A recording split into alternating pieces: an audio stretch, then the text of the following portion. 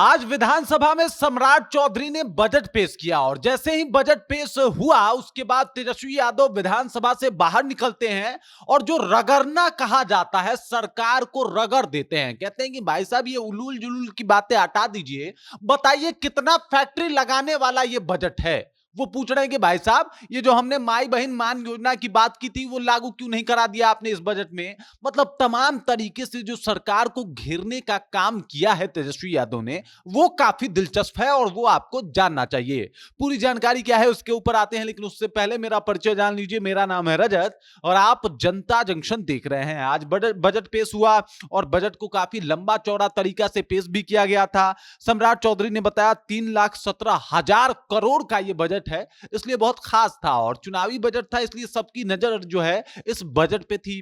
पक्ष वाले सोच रहे थे कि भाई साहब इसी बजट को जो है वो पारित करके इस बार बिहार विधानसभा चुनाव में खेल कर देना है। इसको लेकर महिलाओं को टारगेट पे रखा भी गया, लेकिन तेजस्वी यादव इतना से संतुष्ट नहीं थे। जैसे ही मतलब बजट पेशी हुई और समाप्ति हुई, उसके बाद वो विधानसभा से बाहर निकलते हैं और मीडिया के सामने आके कहते हैं कि ये सिर्फ और सिर्फ जुमलाबाजी हुआ है, बजट जो है वो बेहतर रहा ही नहीं है। बिहार के साथ नरेंद्र मोदी जी सौतेला व्यवहार करते थे तो समझ में आता था, लेकिन अभी इस तरीके का जो व्यवहार हुआ है वो ठीक नहीं है। वो कह रहे हैं कि बताइए कितनी फैक्ट्री लगाने की बात की गई है। अभी सबसे बड़ा जो मुद्दा है वो रोजगार का मुद्दा है, पलायन रोकने का मुद्दा है। इसको लेके बिहार सरकार आखिरकार क्या कर रही है। उन्होंने कहा कि भाई ये आखिरी बजट पेश कर रही है बिहार सरकार, उनको भी ये बात मालूम है और मुझे लगा कम से कम आखिरी बजट पेश कर रही है तो बेहतर बजट पेश करेगी, लेकिन इस बजट में कुछ भी नहीं है। सिर्फ इधर उधर की बातें हैं,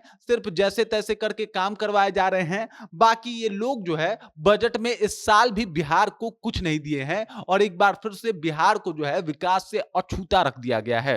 अब देख लीजिए, जाहिर सी बात है अभी जो सबसे बड़ा ज्वलंत मुद्दा है वो है रोजगार का मुद्दा। एक सर्वे में भी ये पाया गया था कि भाई साहब बिहार मांगे रोजगार और रोजगार ही चाहिए इस बार बिहार वासियों को, और इसको लेके 45% बिहार की जनता ने इसे सबसे विशेष और बड़ा मुद्दा बनाया था। लेकिन अभी भी देख लीजिए, रोजगार को लेके किसी तरीके का कोई काम आया ही नहीं और इसी बात को लेके तेजस्वी यादव जो है एकदम से हमलावर है, कह रहे हैं कि भाई रोजगार काहे नहीं दिया, कितनी फैक्ट्री लगाने की बात कर दी, पलायन रोकने के लिए आपने क्या कुछ किया।